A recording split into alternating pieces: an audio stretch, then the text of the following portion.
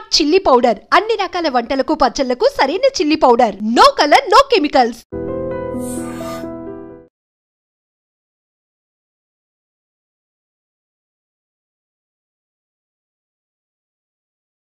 Hi, welcome to iDream.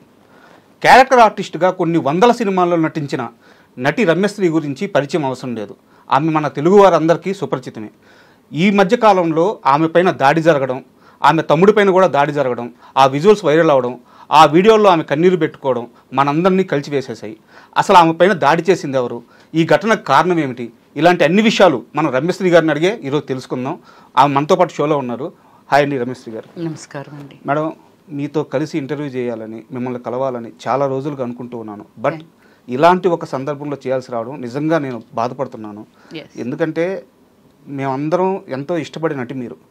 అలాంటి మిమ్మల్ని ఆ వీడియోలో ఆ పరిస్థితుల్లో చూసి చాలా బాధ కలిగింది మేడం. అసలు ఏమైంది మేడం? ఎందుకు మీరు అలా బాధపడాల్సి వచ్చింది? మీ పైన దాడి చేసింది ఎవరు?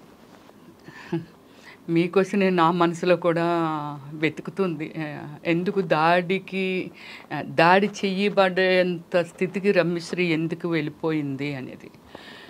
నేను ఎందుకు మీడియా ముందుకు వస్తున్నానంటే, నేను ఆ రోజు చనిపోయి ఉండుంటే మనుషులు ఎలా మాట్లాడుకుంటారంటే, ఏదో చేసి ఉంటుంది అందుకే నడి రోడ్డు మీద నరికేశారు అని చెప్పుకునేవాళ్ళు. ఇంత నా లైఫ్, నా కెరియర్లో గుడ్ ప్లేస్లోనే ఉన్నాను నేను.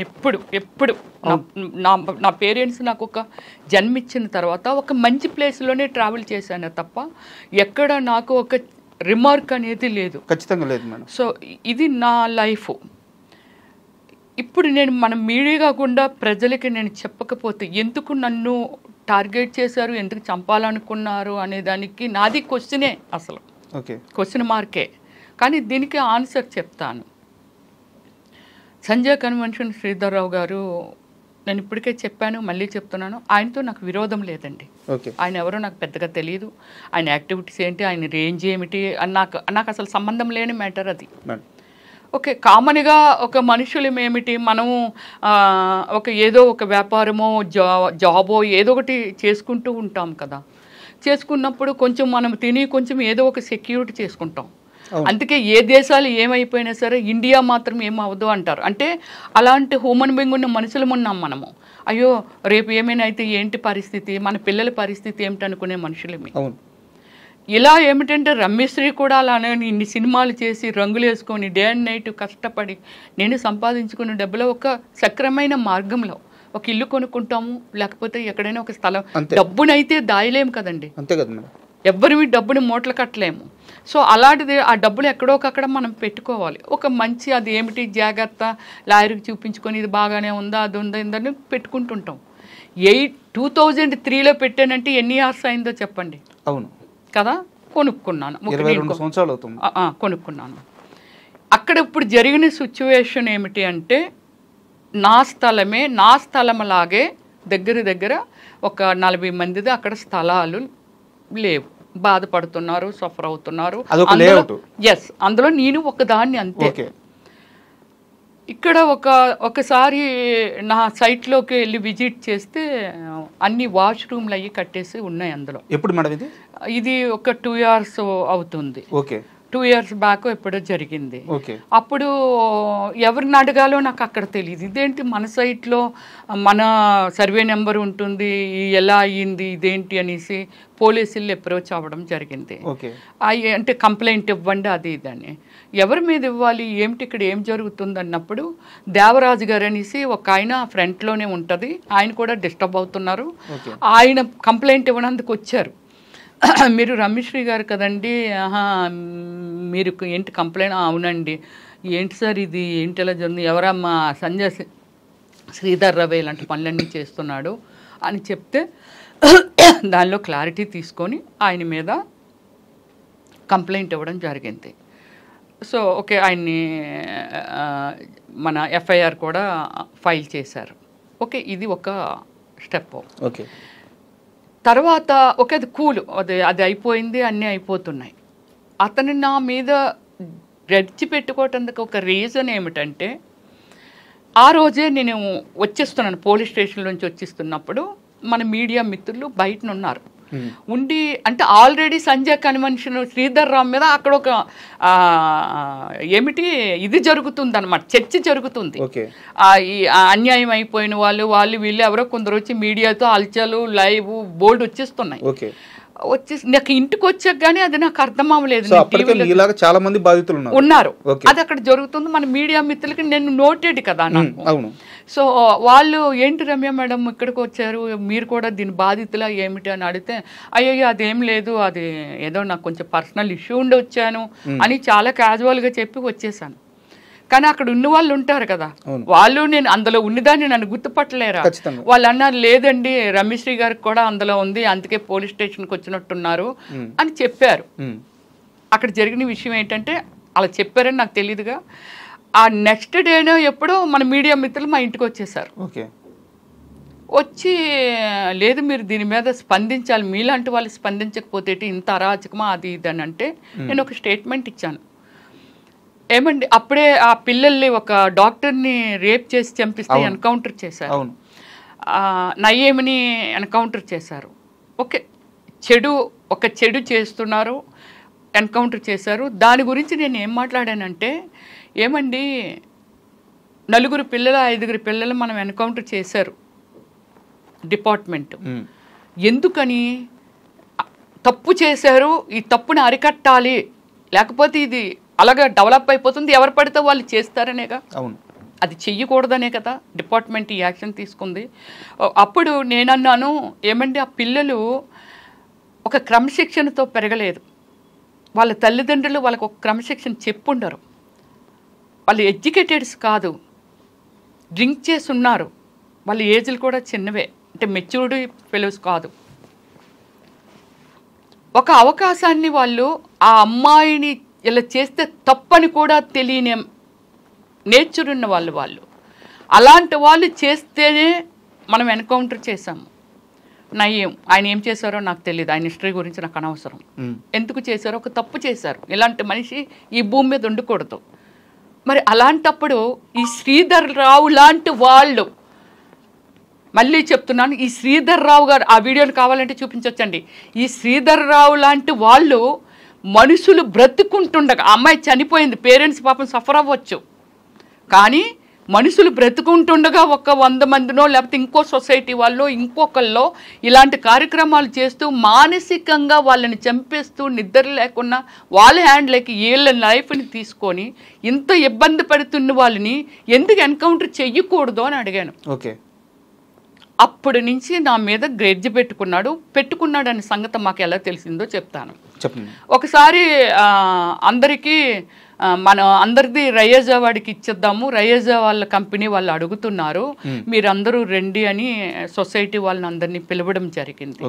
సొసైటీ ప్రెసిడెంట్ గారు మనందరం వెళ్దాము అని అంటే మేము కూడా, అంటే నేను ఎప్పుడు చాలా వరకు అటెంప్ట్ చెయ్యనండి వీటికి, అంతా రాకేష్ ప్రశాంత్ అతన్ని కూడా నాతో పాటు ఉన్నాడు కాబట్టి తను కూడా టార్గెట్ చేశాడు అంతే.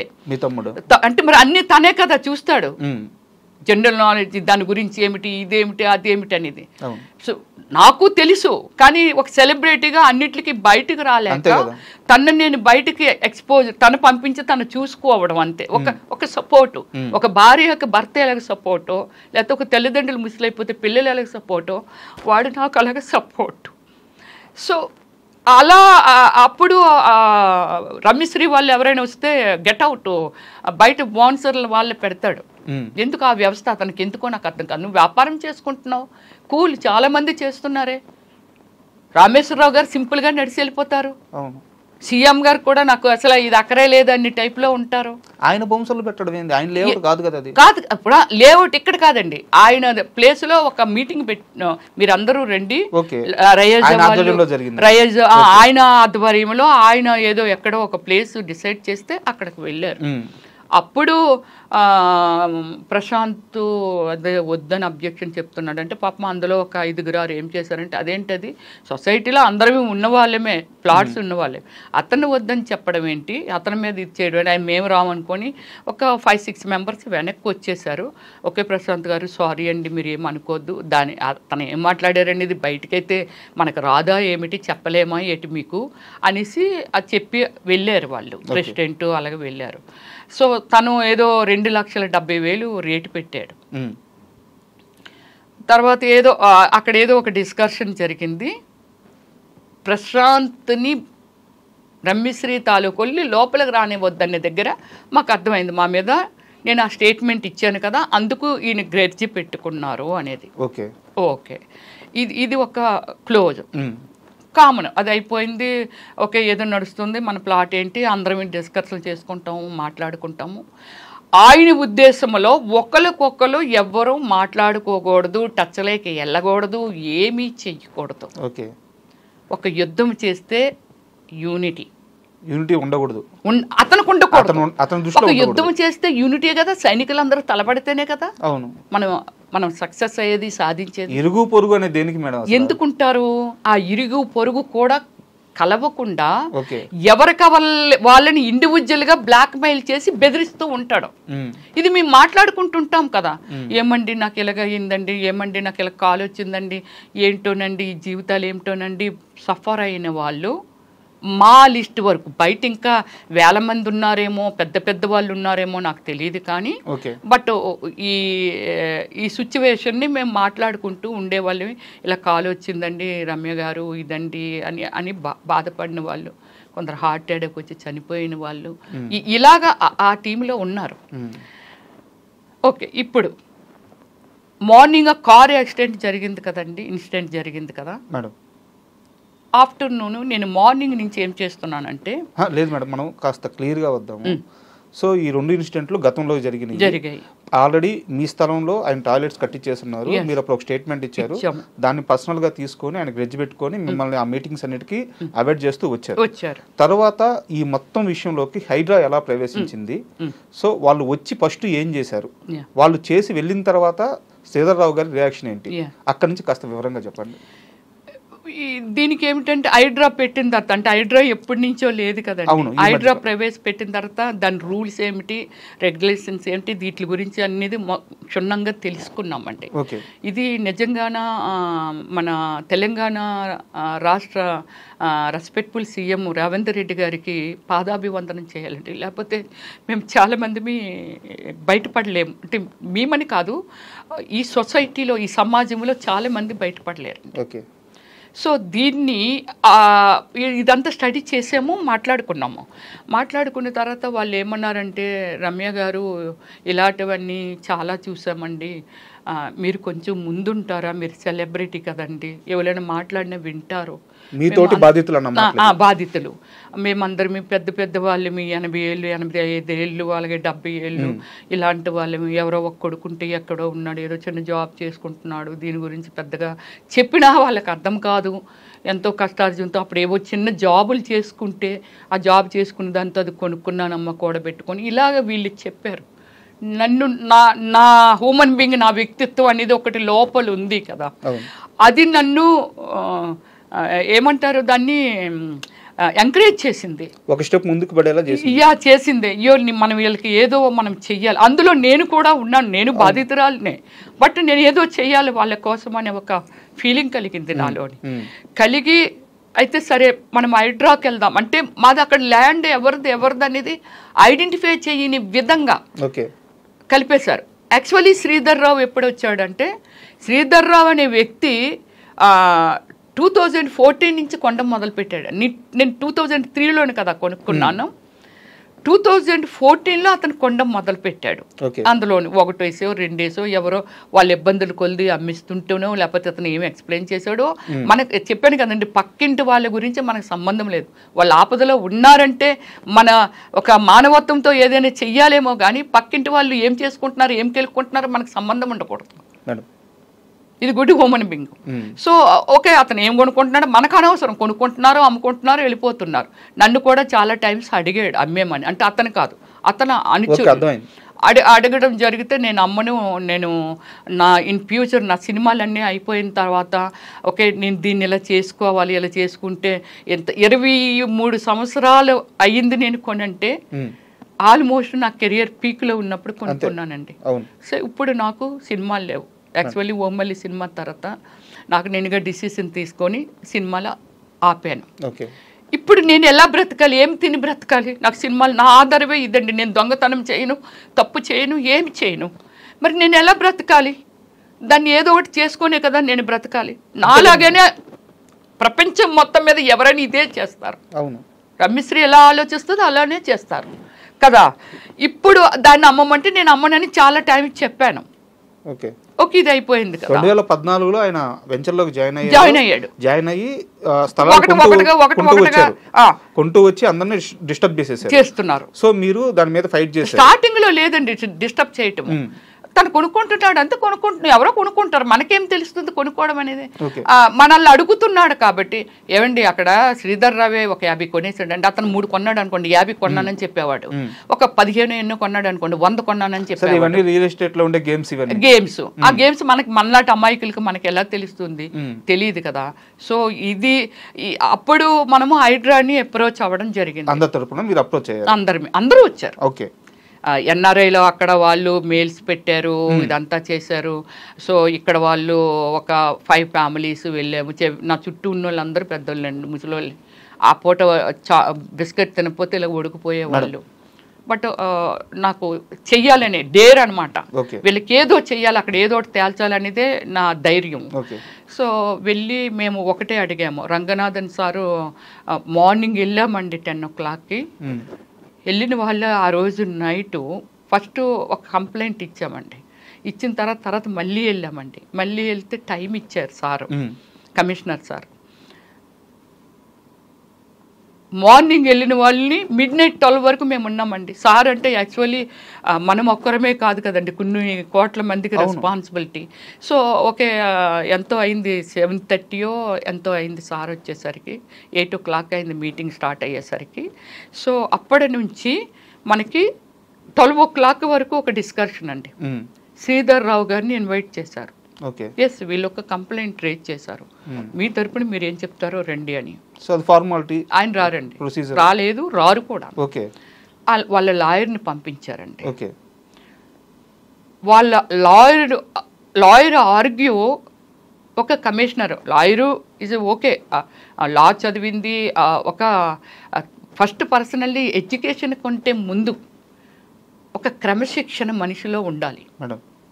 ఆమె ఎడ్యుకేషన్నే మాట్లాడింది, క్రమశిక్షణతో మాట్లాడలేదు. మేమందరం అక్కడ జిహెచ్ఎంసీ వాళ్ళ ఆఫీసర్స్ ఉన్నారు, టౌన్ ప్లానింగ్ వీళ్ళందరినీ పిలిచారు సార్.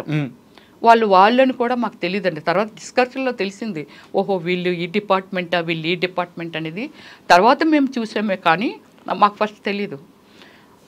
బిగ్ స్క్రీన్ పెట్టారండి. బిగ్ స్క్రీన్ పెట్టి 80s కూడా వెళ్ళి ఈ లేఅవుట్ ఏంటి, దాని ముందు అక్కడ భూమి ఏంటి, అది ఎవరిది, ఎక్కడిది, ఎలాగ వీళ్ళు వెంచర్ వేశారు, ఏమిటి ఈ ప్లాట్ చేశారు, ఏమిటి దీనికి రోడ్లు ఏమిటి అనేది చాట్లైట్లో చూసారండి. అది చూస్తూ వీళ్ళని పిలుస్తూ అడుగుతుండే వాళ్ళు, ప్రతిదీ డౌట్ ఉంటే, సార్కి డౌట్ ఉంటే వాళ్ళని ఉన్న డిపార్ట్మెంట్లో క్లారిఫికేషన్ తీసుకునేవాళ్ళు. తీసుకొని ఆ అమ్మాయిని క్వశ్చన్ చేస్తే మాకే అర్థం కానివి, మాకు నవ్వొచ్చేది అమ్మాయి చెప్తున్న క్వశ్చన్స్. అంటే మేము అనుకున్నాం, ఓ శ్రీధర్ రావు గారి ట్రైనింగ్ కదా, ఓకే అలాగే మాట్లాడుతుందేమో అని అనుకునేవారు. ఇవి రూల్స్ కాదు సార్, ఎనీథింగ్ క్లారిటీగా అడుగుతూ మాట్లాడుతుంటే మాకు అర్థమైపోయేది. అదేంటి అలా చెప్తావు, రోడ్స్ కన్నా ఆ రోడ్లో లేవు సార్, అది అడవు సార్. మరి దానికి అప్రోచింగ్ రోడ్ చూపించుకున్నా లేఅవుట్కి పర్మిషన్ ఇవ్వరు కదా, అంతే కదా, ఇవ్వరు కదా. గవర్నమెంట్ అంటే ఈమె స్థాపించిందో, శ్రీధర్ రావు స్థాపించిందో, నేను స్థాపించిందో కాదు కదా, అన్నీ ఉంటాయి కదా. ఎదురుగా రోడ్లు కనపడుతున్నాయి, రోడ్లు లేవంటావు, ఒక నీళ్ళ ప్లాట్ లేదంటావు, వాళ్ళ ప్లాట్ లేదంటావు, ఇక్కడ ల్యాండ్ లేదంటావు. యునో నీకు తెలుసా, ఒక 20 ఎకరాలో 100 ఎకరాలో 2 ఎకరాలో ఎకరంలోనైనా ఒక లేఅవుట్ని కూర్చోబెట్టాలి అంటే ఎస్ ఇది 300 గజాలు, ఇది 200 గజాలు, ఇది 100 గజాలు, లేకపోతే అన్ని 300 గజాల్లో ఎస్ ఇక్కడ చిన్న పార్క్ రావాలి, ఇక్కడ చిన్న నుయ్యి రావాలి, నీళ్ళు కావాలి అంటే స్థలం వదలాలి, రోడ్లు ఉండాలి. మరి మనుషులు ఎలా ఈ ప్రపంచంలో మనుషులు ఎలా ట్రావెల్ చేస్తున్నాం, ఎక్కడికి వెళ్తున్నాము? రోడ్లు ఈజ్ ఎ మస్ట్. రోడ్లు లేవని ఆమె ఆర్గ్యూ. రోడ్లు లేకుండా వెంచర్ ఎలా వేస్తారు? బాంబే హైవే రోడ్డే లేదనేసింది అమ్మాయి అయితే. ఇది అక్కడ ఆర్గ్యూ జరుగుతుంది. మాకు కూడా నవ్వు వచ్చింది, ఓకే అయిపోయింది. నెక్స్ట్ డే పాపం వచ్చి క్లారిటీ తీసుకొని మా ప్రమేయం ఏమీ లేదండి, ఓకే రోడ్డులు ఏమిటి వాళ్ళు చూశారు కాబట్టి అక్కడి నుంచి అన్నీ చూసుకుంటూ కంప్యూటర్లు అన్నీ చెక్ చేస్తూ చార్ట్లైట్లో చూస్తూ ఎక్కడ రోడ్డు వచ్చింది, ఎలా వచ్చింది, రోడ్డు మీద ఎక్కడ కట్టేశారు ఆక్రమించుకొని అవి మాత్రము వాళ్ళు కొలాప్స్ చేశారు. హైడ్రా రోడ్లు మార్పింగ్ చేశారు. ఇది ఎప్పుడు మేడం జరిగింది? ఇది 1 మంత్, ఎగ్జాక్ట్లీ 1 మంత్. సో మీరు ఒక 2 years నుంచి ఫైట్ చేస్తే 1 month 2 years నుంచి హైడ్రాతోనూ ఇంకోతో ఫైట్ చేయలేదు. కలిపేసుకున్నాడు. మనం ఎవరు అడగాలో ఏం చేయాలో మాకైతే. సో ఒక 2 years నుంచి మీ స్ట్రగుల్ కి 1 month బ్యాక్ హైడ్రా వచ్చిన తర్వాత ఒక పరిష్కారం లభించి వాళ్ళు వచ్చి ఆ అక్రమ కట్టడాలన్నీ కూల్చి ఓకే రోడ్లకు మార్పింగ్ చేశారు. ఓకే ఓవర్ నైట్ లో చూడు, ఒక గవర్నమెంట్ అంటే ఒక హైడ్రా గవర్నమెంట్ స్థాపన, అది ప్రైవేట్ లాగా శ్రీధర్ రావో లేకపోతే రమేశ్వరో కాదు. అక్కడ ఒక గవర్నమెంట్ ప్రవేశపెట్టింది, ప్రజలకు ఇక్కడ న్యాయం జరగాలి, ఇన్ ఫ్యూచర్ రోడ్లు ఆక్రమిస్తే ఎలా వెళ్తాము, ఒక వర్షం వస్తే చెరువులు మొత్తం ఆక్రమించిస్తే మరి నీరు ఎక్కడికి వెళ్తుంది, ఇప్పటికే పొంగిపోయి వర్షాకాలం వస్తే చనిపోతున్నారు. ఇది ట్రూ. ఒక గవర్నమెంట్ ఒక మంచి డిసిషన్ తీసుకుంది, ఆ గవర్నమెంట్లోని భాగమే హైడ్రా. దీన్ని కూడా రెస్పెక్ట్ ఇవ్వకుండా నువ్వు ఓవర్ నైట్లో మొత్తం అవన్నీ మూసేవంటే is good think or bad think? రాత్రి మళ్ళీ కట్టేశారా? రాత్రి మూసేసి మళ్ళీ కన్స్ట్రక్షన్ స్టార్ట్ చేసేసాడు ఇమ్మీడియట్లీ. అయ్యో అదేంటి మేడం, కాస్త క్లియర్గా చెప్పండి. అదే అక్కడే డిస్కషన్ చేస్తున్నాము, ఇది ఇలాగా అని చెప్పి. సో అది కార్ డాష్ ఇచ్చిన తర్వాత అది అయిపోయింది, ఆ ఎపిసోడ్ అయిపోయిందండి. ఆ ఖుషి అని అతను బయటకు పంపించేశారు, స్టార్ట్ చేశారు. ఆఫీసర్లు అందరూ వచ్చారు కదా, బయటకు వెళ్ళారు. బయట నుంచి ఇక్కడి నుంచే దీని మార్కింగ్స్ దీని బోర్డర్స్ ఉంటాయి కదండి, అది చూస్తూ వాళ్ళు మార్పింగ్ చేసి, సార్ ఇంతకు ముందులాగా గన్ చేస్తారు ఏమిటంటే, లేదమ్మా ఇప్పుడు పెయింటింగ్ వేస్తున్నాం, పెయింటింగ్ మీద స్ప్రే కొడుతున్నాం, చెరపటానికి వీలు పడదానంటే నేనేం చేస్తున్నానంటే అప్పటి నుంచి మార్పింగ్ ఎక్కడ చేస్తున్నారు, దాని లొకేషన్ ఏమిటి, ఆపోజిట్ అక్కడ ఏముంది, పక్కన ఏముంది అనేది ఒక వీడియో, ఆ ల్యాండ్ మార్క్స్ ని చిన్న వీడియో తీయడం ఆపడం ఇలాగ 2 గంటల వరకు అక్కడ అనుమానితులండి దగ్గర ఒక 70 మంది ఇలాగా వాళ్ళే ఉన్నారు. వాళ్ళు ఎందుకుంటారండి, శ్రీధర్ రావు గారిది కదా రెస్పాన్సిబిలిటీ, ఆయనది కదా, ఆయన కొనుక్కున్నాడు, ఆయన చేశాడు. మేము కొనుక్కున్నాము, మమ్మల్ని రమ్మన్నారు, వచ్చాం. హైడ్రా వాళ్ళు అలా పిలిచారు, శ్రీధర్ రావు గారు రాలేదు.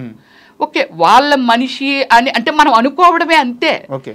వాళ్ళు కూడా పక్కనున్న వాళ్ళు మీరు ఎవరండి అంటే మాకు అర్థమైపోయింది, ఈ చుట్టుపక్కల వెళ్ళి ఇక్కడ 4 కనబడుతున్నారు, ఇక్కడ 2 కనబడుతున్నారు, ఇలా మాకు అర్థమైపోయింది వీళ్ళందరూ శ్రీధర్ రావు మనుషులు అని. అయినా వాళ్ళు అడగటానికి డేర్ చేసేవాళ్ళు కాదు. నాతో చెప్తుండే వాళ్ళు ఎవరో తెలుసండి శ్రీధర్ రావు మనుషులేనండి ఇలా చెప్తుంటే నేను అడిగేసేదాన్ని. మీరు లేదా పోలీసులు ఉన్నారు కదా అడగమనేదాన్ని, ఏమండి వాళ్ళు ఎవరో అడగండి, వెళ్ళండి, వీడియోలు అవి తీస్తున్నారు, వెనకాల అలా తిరుగుతున్నారు, వీళ్ళు ఎందుకు తిరుగుతున్నారు, శ్రీధర్ రావు అయినా ఉండాలి, మనమైనా ఉండాలి, వీళ్ళందరూ ఎవరో అని అలాగ అడుగుతూ కొందరిని బయటికి పంపించడం ఏముందండి, ఇక్కడ మేము వర్క్ చేస్తున్నాం, అలాగే వెళ్తాడు, మళ్ళీ ఇక్కడికి వచ్చేస్తున్నారు. ఇది జరిగింది. 2 వరకు నేను వీడియో కూడా 2 వరకు అన్నీ చూస్తున్నాను. నా సైట్ ఇది కూడా రోడ్ ఇది ఇవి అన్నీ చూస్తున్నామండి, అందరి చూసుకుంటున్నాము. ఓహో మన ఇక్కడ అదేనండి మాది అంటే మేము ఎన్నిసార్లు చూసుంటాం మన ప్లాట్ ని, ఐడెంటిఫికేషన్ నోటెడే కదా. దీన్ని ఏమిటంటే ఎప్పుడైతే రోడ్లు వీళ్ళు ఇంకా అప్పటికి ఇంకా ఏమీ రాలేదండి, ఒకటే పొక్కులైనర్ ఉంది, వస్తాయండి ముందు మార్పింగ్ చేసిస్తే అంటే మేము రిక్వెస్ట్ చేస్తున్నాం ఆ సార్ని, సార్ మీరు మార్పింగ్ చేస్తున్నారు, మళ్ళీ సగం అటు ఇటు చేసి వెళ్ళిపోతే మళ్ళీ అతను రాత్రి మూయించేస్తాడు అంటే మేమేమో ఎర్రోళ్ళు మా అమ్మ, మేము కూడా ఎడ్యుకేటెడ్స్, మేము ఒక వ్యవస్థని నడుపుతున్న వాళ్ళమి, ప్రజలకు రెస్పాన్సిబిలిటీ ఉన్న వాళ్ళమి. సో అందువల్ల ఏమిటంటే డోంట్ వరీ మేము అంతా క్లియర్ చేసే మీకు ఇస్తాము రోడ్లు మాత్రము అనేసి చెప్తున్నారు. లంచ్ 2 అయింది కదండి, వీళ్ళు వచ్చిన వాళ్ళు ఫ్యామిలీస్ అందరూ పాపం లంచ్ కానీ ఒకరు రమ్య గారు ఇక్కడ ఉందండి నేను అలాగే రోడ్డు మీదకి వెళ్ళిపోలేను కాబట్టి నేను ఆగిపోయానండి. నాకు నైట్ డిన్నర్ లేదండి, అలాగే మార్నింగ్ బ్రేక్ఫాస్ట్ లేదు, కళ్ళు తిరుగుతున్నాయి. సో ముందు రోజు అంతా షాపింగ్ అంటూ ఢిల్లీ తిరిగాము, అందుకని బాగా స్ట్రైన్ అయిపోయి ఉన్నాను. వెళ్ళిపోయారు వాళ్ళు. వచ్చి తర్వాత నేను సిఐ గారికి ఒక వీడియో చేశాను, ఏమండి ఇదండి ఇక్కడ ఇలాగా హైడ్రా వాళ్ళు వీళ్ళందరూ కలిసి ఇలా చేస్తున్నారండి, ఇదండి శ్రీధర్ రావు గారి యాక్టివిటీస్ ఇలా ఉంటాయండి, సో ఇదిగోండి నా ప్లాట్ ఇదిగో ఇక్కడ ఉందండి నాది, సో ఎలాగా కొంత ఏదో మాట్లాడి, సో ప్రజలు కూడా అంటే ఈరోజు నాకు జరిగింది రేపు ఇంకొకరికి జరగొచ్చండి, ఇది ప్రజలు కూడా అవేర్నెస్ రావాలండి అని ఒక వీడియో చేస్తున్నప్పుడు మార్నింగ్ నుంచి నేను శ్రీధర్ రావు మనిషిని కాదు అని చెప్తూ ఈ ఫ్లాట్లో ఒక ఫ్లాట్ ఓనర్ వాళ్ళ అన్న కొడుకునని చెప్తూ తిరుగుతున్నాడండి. ఒక అతను కూడా నా వీడియోలో ఉన్నాడండి. పేరు madam I don't know, okay పేరు అది మనకు తెలీదు. నా వీడియోస్లో ఉన్నాడు, ఎక్కడికక్కడ లాంగ్ వీడియోలు తీసేదాన్ని, ఎక్కడెక్కడ ఎవరు తిరుగుతున్నారు అని ఆ వీడియోలు తీసేదాన్ని, ఇవన్నీ చేసేదాన్ని. సో అది దానిని ఫోన్ని కొట్టి అంటే సిఐ గారికి ఫోన్ చేసి లంచ్కి వెళ్తాం సార్ అని మా డ్రైవర్కి ఫోన్ చేసి, నువ్వు రోడ్డుకి వచ్చి అమ్మ నువ్వు ఎటు పక్కున్నావో ఇలాగ బస్ స్టాప్ ఉంది కదా ఫస్ట్ ఎంటర్ పెట్రోల్ బంక్ పక్కని ఇటు పక్క ఆగమ్మా వచ్చేస్తామని చెప్పి అతను ఫోన్ చేస్తే అతను వచ్చాడు. ఇది బస్ స్టాప్ ఇటు శ్రీధర్ రావు సంజయ్ కన్వెంట్ శ్రీధర్ రావు గారు పెట్రోల్ బంక్ అండి, ఇటు పక్క వచ్చి బస్ స్టాప్ అవతల. మరి బస్ స్టాప్ ఏదైనా బస్సు ఆగితే ప్రాబ్లం అని బస్ స్టాప్ అవతల పెట్టాడు. మేము క్యాజువల్గా నడిచి వచ్చేస్తున్నాం. ఇంత డిస్టెన్స్లో రాకేష్ నడుస్తున్నాడు, మా తమ్ముడు.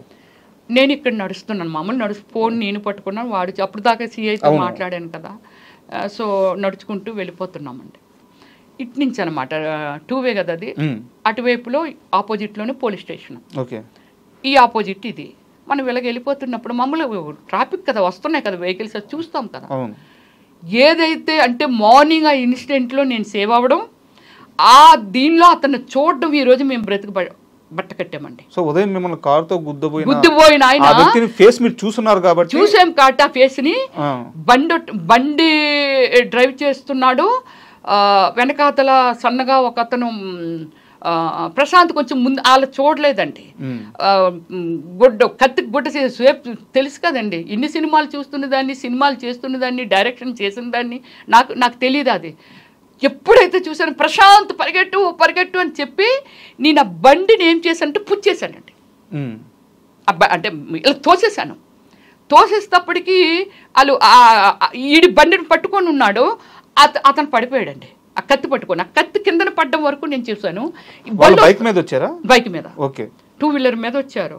వెనక నుంచి మామూలు ట్రాఫిక్ వస్తుంది కదా, ఇద్దరు బళ్ళు సడన్ గా ఎప్పుడైతే తోసానో వాళ్ళు ఆగిపోతాయి కదా, పెద్ద పెద్ద అరుపులండి. నేను ఏమండి మీరందరూ ఎడ్యుకేటెడ్స్ అండి, చంపేస్తున్నారండి, రోడ్డు మీద నరికేస్తున్నారండి, ఇలాంటి మీరు చూసారు కదండి, చాలా కాపాడండి మమ్మల్ని కాపాడండి అని చాలా బిగ్గరగా ఒక అనాథలాగా, ఒక తల్లి లేని బిడ్డలాగా రోడ్డు మీద అరిసి. This is true. ఎవరైనా ఒకవేళ వీడియోలు తీస్తే యూట్యూబ్లో పెడుతూ ఉంటుందండి. ఎంత గట్టిగా రిక్వెస్ట్ చేశానంటే ఎవ్వరూ రాలే. సమాజం ఎలా అయిపోతుంది ఇప్పటికే చూడండి, ఎవ్వరూ రాలేదండి. ఆ ఇద్దరు మాత్రము కొంచెము ఆ బండిని ఆపేసి హెల్మెట్స్ అవి పెట్టుకున్నారు వాళ్ళు, అంటే హెల్మెట్ అది పెట్టుకున్నారు. వెంటనే ఈ కత్తి మరి వాళ్ళు తీసారా మళ్ళీ ఈడే తీసి పట్టుకొని పారిపోయాడో తెలియదండి. ఈ వైట్ షర్ట్ వేసినాడు ప్రశాంత్ ముందు పరిగెడుతున్నాడుగా, మళ్ళీ వెనక్కి వచ్చేసాడు. నేను ఇక్కడ ఉండిపోయాను కదా, మళ్ళీ వెనక్కి పరిగెట్టి వచ్చాడు. ఈనాడు చూశాడు కదా, ఇతను వైట్ షర్ట్ వేసుకున్నాడు, ఇద్దరు ఫైట్ చేస్తున్నారు, నేను చేస్తున్నాను.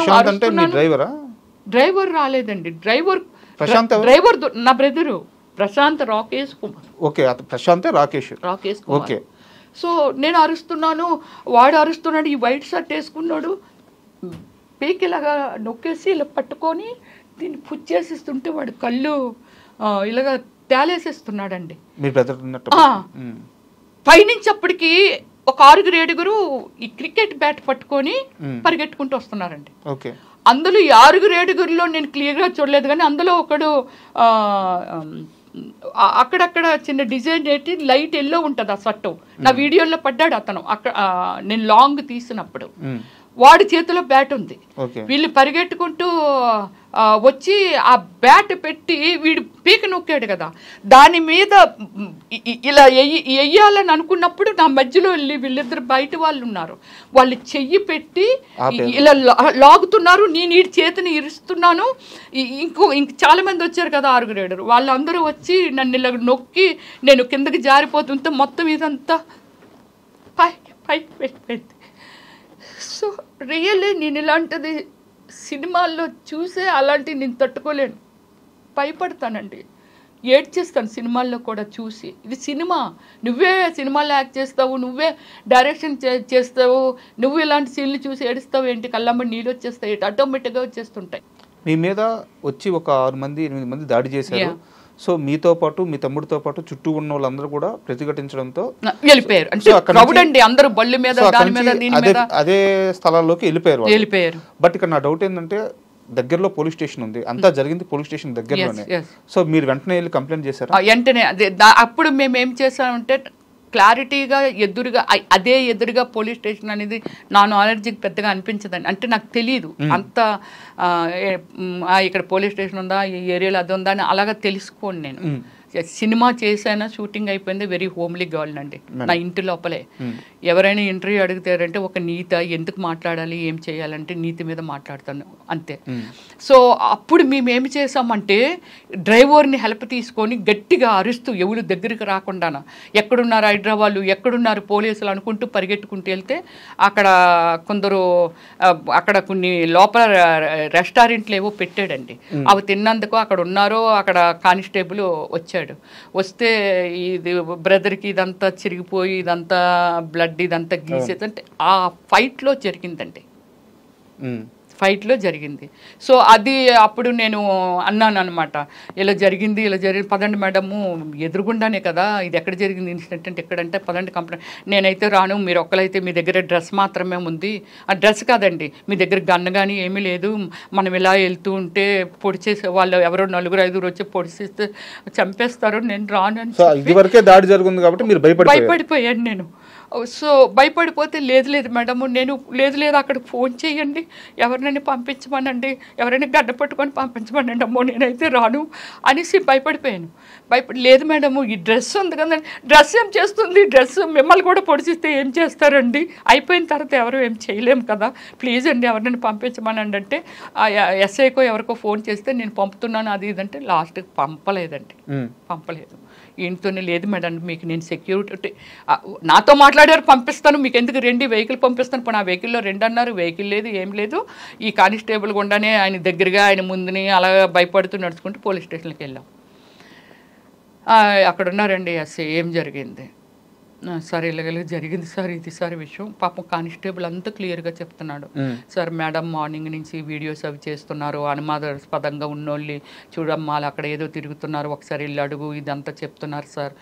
ఇలాగా అంటే మేమందరం ఇక్కడ ఉన్నాము, లంచ్ కానీ బయటకు వెళ్తుంటే ఈ ఇన్సిడెంట్ బయట జరిగిందట సార్, మేము ఎవరమే లేము అక్కడ అని చెప్పారండి. డోంట్ కేర్, వెళ్ళి కంప్లైంట్ రాయండి, ఓకే ప్రామిస్ అండి. ఒక ఎస్ఐ మీద నేను ఇలా చెప్పాను కదండి, జాబ్ చేసే వాళ్ళన్నా కష్టపడే వాళ్ళన్నా నేను చాలా రెస్పెక్ట్ ఇస్తాను, కానీ అక్కడ అతను కేర్లెస్. ఇంతకుముందు నేను వినేదాన్ని కదా, అక్కడ ఉన్న పోలీసులు, అక్కడున్న పోలీస్ స్టేషను అమ్ముడిపోయిందండి శ్రీధర్రావుకి. శ్రీధర్రావు ఏది చెప్పితే అదే జరుగుతుందండి, అక్కడ మనకేమి న్యాయం జరగదండి, మనం కంప్లైంట్లు ఇచ్చుకొని అవి ఇచ్చుకొని. ఓకే, నేను ఆ వాతావరణాన్ని అక్కడ చూశాను. సో ఈ ప్రాబ్లము ఇదంతా లెటర్ రాయమంటున్నారు, మాకు చేతులు మీరు రాయండి అంటాడు రైటర్. నువ్వు ఉన్నావు కదా, రైట్ అందుకే నువ్వు ఉన్నావు కదా, మీరు రాయడం ఏంది, రైట్ అందుకే రైటర్ నువ్వు ఉన్నావు. ఓకే, మాకు ఈ టెన్షన్లో ఉన్నాం కాబట్టి రాయలేము, రాసిపెట్టు. సరే చెప్పండి, ఇదే ఆయన ఎక్స్ప్రెషన్. సో దీన్ని మనము ఏది చేసో లెటర్ రాసాము. అప్పుడు మాలా చౌదరి గారని ఈయన బాధితురాలు, శ్రీధర్రావు గారు బాధితురాలు. ఆమెనేమో పాపం వాళ్ళ హస్బెండ్ ఏదో మర్డర్ చేశారు ఏదో. ఆయన ఏంటండి మేజర్ అండి, రిటైర్డ్ మిలిటరీ మేజర్ అండి. మిలిటరీలో ప్రజాసేవ చేసే మనిషి. ఏదో అయింది ఆవిడ్ని 2 వీక్స్ శ్రీధర్ రావే నువ్వు చౌదరివి నేను చౌదరిని అలాగ పాపం ఆమెని మబ్బి పెట్టి పొలాన్ని ఎందుకండి వాడుకుంటాడు? చౌదరి అయితే చౌదరిలో ఉన్నోళ్ళు అందరూ ఇతన్ని తప్పు చేయమని చెప్తున్నారా అండి? చెప్పరు కదా. అది ఎంత తప్పు పొలాన్ని వాడడం అనేది. అలా వాడుకొని ఆవిడ్ని మబ్బి పెట్టి అక్కడ జరిగిన సిచ్యువేషన్ అండి. ఆవిడ ఆల్రెడీ మన అడిషనల్ కమిషనర్ దగ్గరికి వెళ్ళి ఏంటి సార్ ఇది ఎలాగుంది చూడండి సార్, వీళ్ళందరూ భోజనానికి వెళ్ళి వాళ్ళందరూ అక్కడికి వచ్చేసారు సార్. వచ్చేసిన తర్వాత ఆయన్ని కలిసి ఇది చెప్తుంది ఆవిడ. మేము పరిగెట్టి వెళ్ళాం, వీళ్ళు ఎక్కడ రెస్పాండ్ అవ్వట్లేదు. వెంటనే ఇలా జరిగిందా, హైదరాబాద్లో ఉన్నారా, ఎందుకు మరి సెక్యూరిటీ ఇవ్వలేదు, అది ఇది అని అనిచి ఒక 25 మెంబర్స్ని ఫిమేలు అడిషనల్ కమిషనర్ గారు సిఐలు వీళ్ళందరూ లొకేషన్కి ప్రయాణం అవుతున్నారండి. నేను ఇది కంప్లీట్ అవ్వలేదు, దీనికి మనకేమీ ఎక్నాలజ్మెంట్ ఇవ్వలేదు, నేను వాళ్ళతో వెళ్ళిపోతాను, ఉండండి మీరు కూడా ఉండండి సార్, నేను కూడా అక్కడికే వచ్చేస్తాను అని చెప్పి నా బ్రదర్ని ఏమో హాస్పిటల్కి రాశారు సార్. వాడిని ఒక్కడిని పంపించాలంటే భయం. డ్రైవర్ బయట నుంచి ఫోను, అమ్మ ఇక్కడ కూడా బయట కూడా వాళ్ళ మనుషులే ఉన్నారు, నన్ను వచ్చి అడిగారమ్మా మీరు పోలీసుల పక్క నుంచి ఎక్కడికి రాకండి అమ్మా. ఎలా ఉంటుంది నా సిచ్యువేషన్? పోలీస్ స్టేషన్ బయట కూడా ఉన్నారు, కామన్ డ్రెస్సులు, నన్ను వచ్చి అడిగారమ్మా ఎవరు నువ్వు ఏమిటి, మీ డ్రైవర్ని ఇక్కడ ఎన్నాళ్ళుగా పనిచేస్తున్నావు అడిగారు. ఆ డీటెయిల్స్ అన్ని కూడా అడిగారు. అడిగితే లేదు సార్, నేను ఒక 5 days అయింది సార్ ఇక్కడికి వచ్చి, నాకేమీ తెలియదు సార్, అది మన వెహికల్ ఫోటోలు తీసుకోవడం ఇదంతా. సో ఇది నేనేమంటున్నా, వెహికల్ ఫోటోలు ఇక్కడ తీసుకోలేదు, దాని ముందే తీసేసుకున్నాను. లోపల మా సిచ్యువేషన్ ఎలా ఉంటుంది, వాడిని ఎలా నేను హాస్పిటల్కి పంపించాలి, వీళ్ళందరూ ఇక్కడికి వెళ్ళిపోయారు, నేను కూడా మీతో వచ్చేస్తాను, ఇది అన్ఫినిషింగ్ అయిపోతుంది, కంప్లైంట్ ఇవ్వకపోతే ఎక్నాలజ్మెంట్ తీసుకోవాలి, వెంటనే ఎఫ్ఐఆర్ ఫైల్ చేయాల్సింది, ఎంక్వైరీ చేసి ఫైల్ చేస్తామని చెప్పారు. సో ఓకే, ఇది అయిపోయింది కదండి. ఇప్పుడు నేను ఒకటి చెప్తున్నానండి, శ్రీధర్ రావు గారిని ఒక్క డౌట్, ఫైనల్గా కేసు ఫైల్ చేశారా? చేశారు. ఓకే, ఇచ్చారు. ఓకే, ఇప్పుడు ఆ కేసు రన్నింగ్లో ఉంది. ఓకే, ఎంక్వైరీ చేస్తారు. ఎస్టర్డే పోలీస్ స్టేషన్కి వెళ్ళాము. ఓకే, వెళ్ళి అంతా ఎవరున్నారు ఇక్కడ, ఏముంటారు ఎదురుంటారు, వెళ్ళప్పుడు నా ఫోన్ని ఏమండి మేమేమి దొంగలం కాదు కదా, వాడెవడో దొంగతనం వేశారు, మీరు రికవరీ చేశారు, నాకు ఇచ్చేయండి, నాకు కమ్యూనికేషన్ గ్యాప్ వచ్చేస్తుంది. ఇలాంటి సిచ్యువేషన్ నా ఫ్యామిలీతోనో ఇంకోతోనో నా ఫ్రెండ్స్తోనో ఏదైనా చూడాలి, ఎందుకంటే ఈవినింగ్ మళ్ళీ మీడియా కూడా వచ్చేసారు అక్కడికి. సో ఇదంతా చూసి వాళ్ళు బెదిరిపోతారండి, నాకు ఒక కమ్యూనికేషన్ కావాలి కదా, నా ఫోన్ ఇచ్చేయండి అంటే అలా ఇవ్వమండి, కోర్టులో సబ్మిట్ చేస్తామంటే మా లాయర్ గారు అది అన్నారు. కోర్టులో సబ్మిట్ చేయడం ఏంటి, నీది పోయిందని కంప్లైంట్లో అయితే రాసావు కదా, అది రికవరీ చేసినప్పుడు నీ చేతికి ఇచ్చేయాలి కదా. వాళ్ళ దారిలోనే పోయింది, అది లాగేసుకొని అతనే బయట నన్ను ఏదైతే మర్డర్ అటెంప్ట్ చేయబోయాడో అతనే లాక్కొని వెళ్ళిపోయాడు. సో ఆ వెంకటేష్ అంటే అతని పేరు, తర్వాత మనం ఎంక్వైరీ చేస్తే వెంకటేష్ అని తెలిసింది. సో ఇచ్చేయాలి కదా. నేను అన్నాను ఆ వీడియోలన్నీ తీసుకున్నాను, కేర్ఫుల్గా ఉన్నాయా లేదా నేను చూడాలి, వాళ్ళు ఏమైనా చేసేసారేమో అది ఇదని అంటే సరే ఎందండి అయితే ఓపెన్ చేయండి అని చెప్పి ఇచ్చాడు. ఓకే ఇవి ఉన్నాయా, ఓకే ఏమో అన్నీ మనకు గుర్తుంటాయండి, ఎన్ని వీడియోలు తీసాము, వాళ్ళు ఏమైనా ఓవర్ నైట్లో చూసి, అంటే నాది సీక్రెట్ కోడ్ పెట్టాను దానికి, తీసారే లేదనేది మనకు తెలీదు. సో నా డేటా ఉంటుంది కదా అందులో, నా జీవితం ఉంటుంది కదా దానిలో, అంతే కదా. ఇప్పుడు అదే కదండి ఫోన్ ట్రాపింగ్ గురించి దాని గురించి ఇంత పెద్ద పెద్ద ఇష్యూలు జరుగుతున్నాయనంటే నా జీవితాన్ని, అంటే ఇదంతా అతను చేసిన శ్రీధర్ రావు చేసిన స్కెచ్. ఆవిడ ఫోన్ లాక్కోండి, ఆవిడ ఇంకో విధంగా కూడా బ్లాక్మెయిల్ చేయొచ్చు, ఎందుకు ఇంత గ్రెడ్జ్ ఎందుకు నా మీద, నేనెవరిని సాదా సీదా మనిషిని, మామూలుగా ఆయన ముందు చీమ బుర్రకాయని కూడా కాదు, అంటే ఏ విధంగా అతను డెవలప్ అయ్యాడో నాకు తెలియదు, కానీ నేను చీమ బుర్రకాయని కూడా కాదు. సో ఇలా అయిపోయింది కదండి. కోర్టుకు వెళ్ళాలి, మేము కోర్టుకు వెళ్ళి టైం అయిపోయింది అప్పటికి, యాక్చువల్లీ 10కి రమ్మన్నారు, ఇక్కడే 12 అయిపోయింది. షార్ట్ కట్లో కొట్టి కోర్టుకు వెళ్దామని కోర్టుకు వెళ్ళి లాయర్ తిట్లు, వెంటనే కమిషనర్ గారికి కాల్ చేశాను. సార్ కమిషనర్, అడిషనల్ కమిషనర్ నా దగ్గర అదే నెంబర్ ఉంది, కాల్ చేశాను. సార్ ఇప్పుడు నాది ఫోన్ పోయింది సార్, నాది కోడ్ అడిగాడు అతను, మీరు అదే మీ సీక్రెట్ కోడ్ పెడతారు కదండి, అది చెప్పండి అని అన్నాడు. నేను అక్కడే గొడవాడాను. అదేంటంటే మాది ఎందుకండి, కావాలంటే డైరెక్ట్ కోర్టులో సబ్మిట్ చేయండి, కోడ్ ఎందుకు అడుగుతున్నారంటే అతను ఏదో ఒక రివర్స్లో ఏదో దీనిగా మాట్లాడతాడికి మా బ్రదర్ ఏం చేశాడంటే భయపడిపోయి సరే అండి చెప్తానండి అని చెప్పి కోడ్ ఇచ్చేసాడు. ఓకే, పేపర్ మీద రాసుకున్నాడు. అయిపోయింది కదా. వెళ్ళిన తర్వాత లాయర్ గారు చెప్పిన తర్వాత నేను అడిషనల్ కమిషనర్ గారికి కాల్ చేశాను. చేసి సార్ ఒక నాది ఫోను పోయింది, మీరు రికవర్ చేశారు సార్, దాని నెంబర్ అంటే నన్ను ఇంట్రడ్యూస్ చేసుకున్నాను, బీసీ స్టేట్ ప్రెసిడెంట్ని, ఫిల్మ్ స్టార్ని, ఇదంతా చెప్పాను. సో దీనికి సరే అలా నెంబర్ తీసుకోవచ్చా సార్ అని అన్నా. అడగకూడదమ్మా, అడగకూడదు కదా. కానీ మీ ఎస్ఐ అడిగాడు సార్, సాయినాథ్ అడిగాడు సార్, రాసుకున్నాడు సార్. ఇప్పుడు వాళ్ళ చేతిలో నా ఫోను. ముద్దాయి ఎక్కడున్నాడు, మేము వెళ్ళేసరికి అక్కడ తిరుగుతున్నాడు. అదే బయట తిరుగుతున్నాడు, లోపల ఉన్నాడు అని అన్నారు అని అంటే మార్నింగ్ వెళ్ళప్పుడు తిరుగుతున్నాడు అని అంటే లేదండి అతను బాగా కొట్టేశామండి, హెల్త్ బాగోలేదండి, హాస్పిటల్ తీసుకెళ్దామని అక్కడ తిప్పుతున్నామండి అన్నారు. మీపైన దాడి చేసిన వ్యక్తిని బయట తిరుగుతున్నాడు అటు పోలీస్ స్టేషన్లో. ఓకే, అయిపోయింది కదా. సెకండ్ టైం మళ్ళీ కోర్టు పని చూసుకొని ఇమ్మీడియట్లీ మళ్ళీ ఈ ఫోన్ గుర్తొచ్చి దాన్ని మనం ఆ కోడ్ని మార్చేద్దాము, ఆ నెంబర్ని మార్చేద్దాము, అక్కడే ఉంది కదా అడిగి, అది ఉంటేనే కదా ప్రమాదం, అతను రాసుకున్నాడు కదని మనం మళ్ళీ వాళ్ళకి చెప్పకుండా చేయకుండా ఇన్ఫామ్ చేయకుండా వెళ్ళామండి. వెళ్తేప్పటికి ఆ ముద్దాయి డ్రెస్ మార్చేసి ఫ్రెష్గా ఒక సీఎం గారు వేసుకునే డ్రెస్ వేసుకొని ముగ్గురు పోలీసులు టేబుల్ మీద కూర్చుంటే ముగ్గురు ఒకటి నిల్చున్నారు, ఒకరు ఒంగున్నారు, ఒకరు కూర్చున్నారు. ఇతను కూడా అక్కడ 2 చేతులు వెనకాలెట్టి అక్కడ నిల్చున్నాడండి. ఇప్పుడు నేను చేసిన తప్పు ఏమిటంటే దూరం నుంచే నేను మెట్లు ఎక్కుతుంటేనే గెట్ చేశాను, ప్రశాంత్ గెట్ చేశాడు, ఏదో ఫోన్ నడుపుతున్నారు. ఓకే అంటే ఇతన్ని లూజ్ వదిలేరు అనేది మాకు అక్కడ అర్థమైంది. లోపలికి వెళ్ళాము. సార్ మేము అదే మా ఫోన్ ఉంది కదా, ఆ నెంబర్ మార్చేస్తాం సార్ అంటే అలా 10 నిమిషాలు ఇవ్వండి వెళ్ళగానే మనం అడిగినప్పుడు ఇచ్చేయాలిగా. ఆల్రెడీ తీసుకోవడమే తప్పు. అడిషనల్ కమిషనర్ ఫోన్ కూడా చేశారట, ఏంటి వాళ్ళని ఏదో కోడ్ అడిగేవట, అది జాగ్రత్త అంటే ఆయన రేంజ్లో ఆయన ఏమో వార్నింగ్ ఇచ్చారో మనం వెళ్ళలేదు కాబట్టి మనకు తెలియదు. కానీ అలాగా అడిగారంట. అడిగితే అప్పుడు లేదు కమిషనర్ గారు కూడా సరే ఫోన్ ఇవ్వండి మేము కోడ్ మార్చి ఇచ్చేస్తామండి అని అంటే అది ఇప్పుడు ఓపెన్ చేయకూడదండి, అదండి ఇదండి.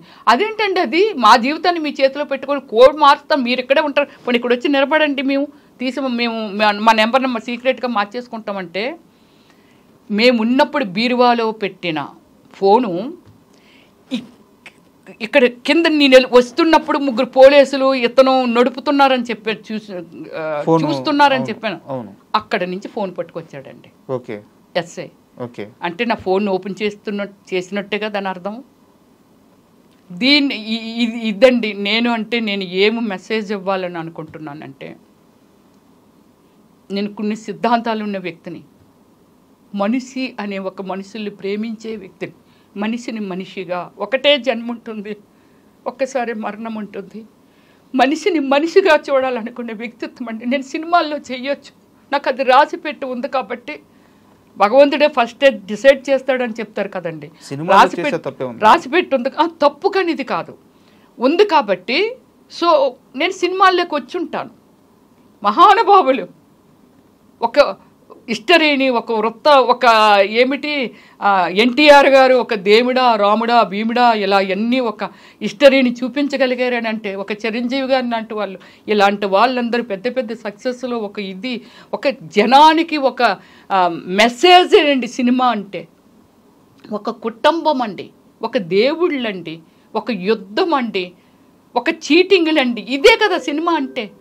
దాన్ని ప్రజలకి అవేర్నెస్ కల్పిస్తున్నారండి సినిమాలు తీసి. మేడం నేను సామాన్యురాలని, సో నేనేం చేయలేను ఇలా అంటున్నారు. బట్ మీరు కొన్ని వందల సినిమాల్లో యాక్ట్ చేసిన నటి, 400 మూవీస్ నియర్లీ, కొన్ని కోట్ల మందికి తెలిసిన నటి, కొన్ని లక్షల మంది మిమ్మల్ని అభిమానించే వాళ్ళు ఉన్నారు, సో మిమ్మల్ని ఇష్టపడే వాళ్ళు ఉన్నారు.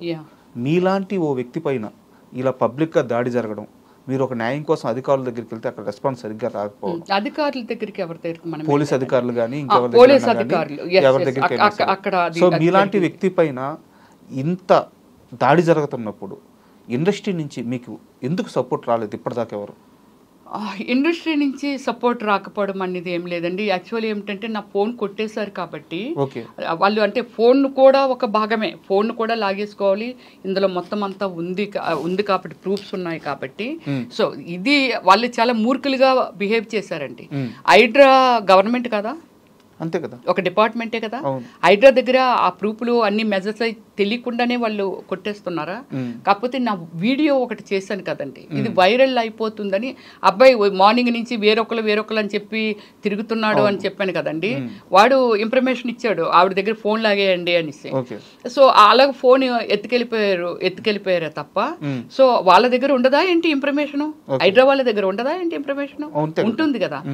బట్ కాకపోతే ఏమిటంటే వాళ్ళు ఇంత మూర్ఖంగా ఆలోచించడం కూడా తప్పే, వాళ్ళకి తెలియదు అంతే. సో కానీ నాకు ఆ డిపార్ట్మెంట్ గురించి ఓన్లీ గచ్చిపోలేండి, అందరూ చెడ్డ ఆఫీసర్లే ఉంటారు. అంటే నా క్వశ్చన్ అధికారుల గురించి కాదు, వాళ్ళ గురించి కాదు, నేను అడిగేది ఏంటంటే సినిమా నాకు ఫోన్ కమ్యూనికేషన్ వచ్చేసిందండి. అంటే మీ ఫోను ఆల్రెడీ పోలీస్ స్టేషన్ లో ఉందని చెప్పి మీరు చెప్పారు, అక్కడ లేట్ అయిందని చెప్పి చెప్పారు. బట్ నా క్వశ్చన్ ఏంటంటే రమ్యశ్రీ అనే నటి మీద దాడి జరిగింది, ఒక సినీ నటి మీద ఇలా ఎందుకు దాడి చేస్తారని చెప్పేసి ఏ యాక్టర్స్ కానీ ఏ ఒక్కరు కూడా బయటకు వచ్చి ఒక సోషల్ మీడియాలో కానీ వాళ్ళ వాయిస్ ని వినిపించలేదు. ఇప్పుడు వస్తారండి వాళ్ళు. చెప్పండి అంటే రమ్యశ్రీ గారు ఏమైంది ఏమిటని అడిగే చాయిస్ కూడా లేకుండా అయిపోయింది అంతే. ఒక మా అసోసియేషన్ నుంచి కానీ, అంటే మా అసోసియేషన్ అంటే సినిమా యాక్టర్లది ఒక అసోసియేషన్, డైరెక్టర్స్ అసోసియేషన్, నేను డైరెక్టర్ని కాబట్టి డైరెక్టర్స్ అసోసియేషన్, టీవీ ఆర్టిస్ట్ కాబట్టి టీవీ అసోసియేషన్ మెంబర్ని, వీళ్ళందరూ కదిలి రావటానికి రమ్య ఏమి జరిగిందని అడిగే అవకాశం లేకుండా పోయింది. ఇప్పుడు వస్తారండి వాళ్ళంతా. మరోవైపు వచ్చేసి మీకు బీసీ మహిళగా మీ కులస్తులందరూ మా స్త్రీ పైన ఇలా దాడి చేస్తారని చెప్పేసి వాళ్ళు మాత్రం ఒక రేంజ్ లో క్యాంపెయిన్ చేస్తున్నారు. ఒక వెలమ మహిళ మీద మా స్త్రీ పైన ఇలా దాడి చేస్తారని చెప్పి వాళ్ళు మాత్రం బాగా సపోర్ట్. నాకు కులాలు లేకపోతే అవి ఏమీ లేవండి. నేను ఒక మనిషిని, ఒక దేవుడి బిడ్డని. దీనికి మీకు చెప్తున్నాను, మన ప్రైమ్ మినిస్టర్ గారు రాముడిని అంత గ్రాండ్గా అంత ఖర్చు పెట్టి అయోధ్యలో స్థాపించారు. రాముడు లేడు ఇప్పుడు మన మధ్య. ఆయన చేసిన ఒక మంచి దేవుడిని ఎవరు రెస్పెక్ట్ చేయకుండా ఉంటారండి? దేవుడు. సో అలాగే నేను ఒక దేవుడి బిడ్డనే తప్ప నాకు ఆ కులాలు ఈ కులాలు అది ఇది అనేది నాకు సంబంధం లేని విషయాలు. నేను ప్రతి ఒక్కరిని ఇప్పుడున్న మొన్న ఒక ఇన్సిడెంట్ జరిగిందండి, ఏది మన కాశ్మీర్లో ఒక ఇన్సిడెంట్ జరిగింది. టెర్రరిస్టులు ఒక 26 మందిని నిర్దాక్షిణ్యంగా మీరు హిందువులు అని చెప్పి కాల్ చేశారు. ఇది చూసిన వాళ్ళకున్న ఇన్ని కోట్ల మంది 150 కోట్ల మంది జనాభా మన ఇండియాలో ఎంతమంది ఆ బాధ ఇది రేపు మీకు జరగవచ్చు, నాకు జరగవచ్చు, ఎవరికైనా జరగవచ్చు. ఇది ఒక దుర్మార్గము. అవును, దుర్మార్గం. దానికి వాళ్ళ సింధూర్ పేరు పెట్టి దానికి అంటే దీన్ని ఒక యుద్ధం కూడా ప్రకటించారు. ఇలాంటి వ్యవస్థను రూపుమాపాలి. ఈరోజు మీకు జరిగింది ఇంకోళ్ళు జరగవచ్చు అని అంత గుడ్ డిసిషన్ మన ప్రైమ్ మినిస్టర్ గారు మోడీ గారు తీసుకున్నారు. కానీ అది ఇప్పుడు ఇక్కడ ఒక హైదరాబాద్లో ఉండొచ్చు, వైజాగ్లో ఉండొచ్చు, లేకపోతే ఢిల్లీలో ఉండొచ్చు, వాటెవర్ ఎక్కడైనా ఉండొచ్చు. అంతకంటే మరి ఆ వ్యవస్థని ఒక యుద్ధం ప్రకటిస్తే, యుద్ధం చేస్తే ఎంతమంది సైనికులు చనిపోయేవాళ్ళు? 1000, 2000, 3000, 4000 వాటెవర్. అది వాళ్ళ సాక్రిఫికేషన్ జనం కోసం. మన జనాన్ని మనం కాపాడాలనేదే ఒక రెస్పాన్సిబిలిటీగా తీసుకున్న ప్రైమ్ మినిస్టరు. ఇప్పుడు ఇక్కడ శ్రీధర్ రావు గారి దగ్గరికి వద్దాము. శ్రీధర్ రావు గారు ఒక వ్యవస్థను మెయింటైన్ చేస్తున్నారు. ఒక వ్యవస్థ 200 మందో 300 మందో 100 మందో గోండాలంటే వాళ్ళని పాడు చేస్తున్నారా, బాగు చేస్తున్నారా? మన పిల్లడు కడుపుని పుట్టిన పిల్లడు తప్పు చేస్తే బెత్తం పట్టుకోనో లేకపోతే అది తప్పురని కొడుతున్నాం. నువ్వు ఒక వ్యవస్థని తయారు చేసి వాళ్ళకి ఏమి నేర్పుతున్నావు? వీడిని చంపు, వాడిని చంపు, విలగ చంపు, నేను ఆర్డర్ ఇస్తాను, ఇగో నీకు ఒక 2000 ఇస్తాను, 5000 ఇస్తానని ఒక వ్యవస్థని తయారు చేస్తే ఆ వ్యవస్థ ఇంకా ఎంతమందిని తయారు చేస్తుంటుంది? ఆ వ్యవస్థ వల్ల ఈ సమాజం ఇప్పుడు 70-75% ఒక మంచి అనేది ఏదైతే ఉందో, మంచి కోసం ఆలోచించే, ఒక మనిషి కోసం మనిషి ఆలోచించే ఒక హ్యూమన్ బీయింగ్ ఏదైతే ఉందో ఆ వ్యవస్థ టాప్కి వెళ్ళిపోద్ది. ఇంకా ఈ 100 మంది 200 మంది ఇంకొక 500 మందిని తయారు చేస్తారు. ఖచ్చితంగా బ్యాడ్ కల్చర్ ఉండకూడదు కదా. దీనికి రెస్పాన్సిబిలిటీ నేనేమంటానంటే ఈ వ్యవస్థను రూపుమాపటానికి ఇప్పుడు అందులో ఎంతోమంది కష్టపడి సంపాదించుకునే ఎంప్లాయీస్ ఉన్నారు, అది చిన్న చిన్న వ్యాపారం చేసుకున్న వాళ్ళు ఉండొచ్చు, ఎవరైనా ఉండొచ్చు. అందుకే నేను ఏం అడుగుతున్నానంటే, నేను మీ ఇంటి ఆడబిడ్డని అనుకోండి, మీ పిల్లలే ఏదో సాఫ్ట్వేర్ ఉద్యోగాలు చేసుకుంటే, ఎక్కడో ఏదో చిన్న మొక్క ఏదో కొనుక్కుందామని అనుకుంటే అది ఎవరైనా ఆక్రమించుకుంటే ఎలా ఉంటుంది?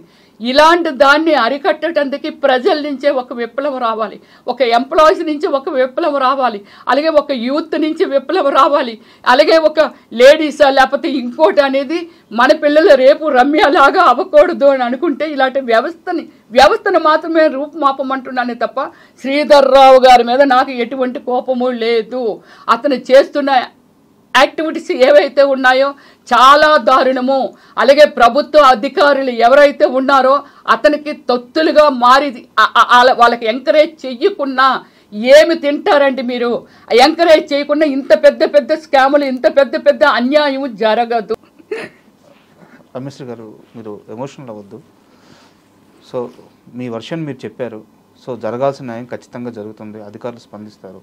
అండ్ ఈ మొత్తం విషయంలో మీరు ఎంతైతే స్ట్రగుల్ అవుతున్నారో ఈ బాధ నుంచి, ఈ పెయిన్ నుంచి మీరు త్వరగా బయటికి రావాలని, మీకు జరగాల్సిన మారిపోమని చెప్తున్నారు. ఏమండి అక్కడి నుంచి మారిపోండి, ఒక్కొక్కరు ఒక్క సలహాలు. ఆ ఇల్లు మారిపోండి, వాడికి తెలిసిపోయి ఉంటుంది కదా, ఎక్కడికైనా వెళ్ళిపోండి. ఎందుకు భయపడి పారిపోవాలంటాను? ఎందుకు పారిపోవాలి? ఒక మనిషికి నా లైఫ్ నాది, నేనేమి హామ్ చేసే ప్లేస్లో లేను, ఎవరికి హామ్ చేయట్లేదు. నేను ఎందుకు అతనికి భయపడి పారిపోవాలి? ఇల్లు మారిపోండి మేడం, ప్లీజ్ మేడం, లేదా అక్కడి నుంచి ఒక 1 month 2 months ఎక్కడికైనా వెళ్ళిపోండి మేడం. ఎందుకు వెళ్ళిపోవాలి? నేను దేనికి వెళ్ళిపోవాలి? అందుకే నేను ఈ మన సమాజాన్ని అడుగుతున్నాను, సమాజాన్ని హెల్ప్ అడుగుతున్నాను. మన అందరం తిరగబడితే అలాంటి వాళ్ళు ఎంతసేపు మీ బిడ్డని, మీ ఆడబిడ్డని, మీ బిడ్డలు కూడా ఉన్నారు, మీరు కూడా ఇలాంటివి పే చేయొచ్చు. కథలు రండి మీరు అంతా, నిజమే చెప్తున్నానండి నేనైతే. అండ్ మీరు ఈ బాధ నుంచి త్వరగా బయటపడాలని, మీకు ఖచ్చితంగా 100% న్యాయం జరగాలని మనస్ఫూర్తిగా కోరుకుంటున్నాను. And all the best madam. Thank you. నిజంగా ప్రస్తుతం ఉన్నటువంటి సమాజం దేనికి ప్రయారిటీ ఇస్తుంది? ఆర్థిక సంబంధాల చుట్టూ మాత్రమే తిరుగుతుంది. మళ్ళీ ఎన్నికలంగానే చాలా విరక్తి కలుగుతాను. మంచి అనిపిస్తుంది కదా, లేడీస్ కూడా ఛాలెంజింగ్ జాబ్స్ చేసినప్పుడు చాలా బాగుంటది. ట్రాఫిక్ అసిస్టెంట్స్ గా నియమించిన ట్రాన్స్జెండర్స్ అందరితో సాల్యూట్ చేయించుకుంటున్నారు. ఫుడ్ డెలివరీ ఇవ్వటానికి వెళ్ళినటువంటి డెలివరీ బాయ్ అనిల్ పై కళ్ళ ముందు పెళ్ళండి